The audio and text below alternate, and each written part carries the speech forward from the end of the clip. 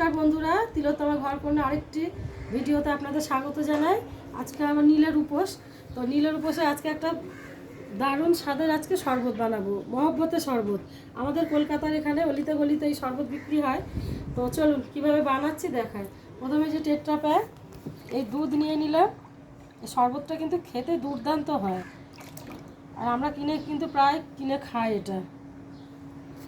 তো এই যে চিনি, এটা দুধ দিলাম, এর মধ্যে চিনি যতটা পরিমাণ বানাবেন সেই পরিমাণ সব কিছু নেবেন। আর একটু দুধ দিয়ে দিচ্ছি যেটা ছিল, তার সঙ্গে এই যে বরফ দিয়ে দিচ্ছি ঠান্ডার জন্যে। তো আমার এই ভিডিওগুলো যদি ভালো লাগে অবশ্যই লাইক কমেন্ট শেয়ার দিয়ে পাশে থাকবে।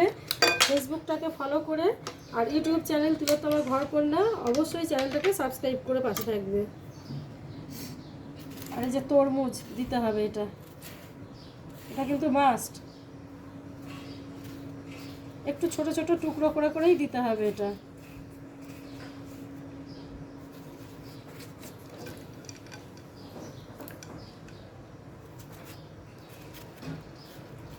তরমুজটাও কিন্তু আমি ঠান্ডা নিয়েছি, কোনো গরম তরমুজ নয়। আর মেন উপকরণ হচ্ছে এই যে রুয়াবজা, বেশ খানিকটা দিয়ে দিলাম। হুইস্ক দিয়ে ভালো করে এবারে নাড়বো এটাকে। একদম কালার কিন্তু সঙ্গে সঙ্গে চেঞ্জ হয়ে যাবে, দেখেছেন? পিঙ্ক কালার চলে এসছে, কি সুন্দর। আর এই গরমের দিনে এরকম শরবত কিন্তু বানিয়ে অনায়াসে আপনারা রাখতে পারবেন খুব সহজে। পারলে এরকম বানিয়ে রাখবেন, উপোসের দিনে তো মারাত্মক খেতে লাগবে উপোস করে এসে। আর একটু দিতে হবে।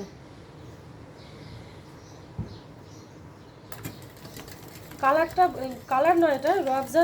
আপনারা যতটা পরিমাণ যে পরিমাণ খাবেন সেটাই দেবেন, সেরকম কালার। গাঢ় করলে একটু বেশি দেবেন। এই যে গুরুজির কিন্তু এটা খুব ভালো কোম্পানিরই নেবেন, যেহেতু বাচ্চারাও খাবে। তো ব্যাস তৈরি হয়ে গেছে আজকে আমার মহব্বতের শরবত, দুর্দান্ত স্বাদের।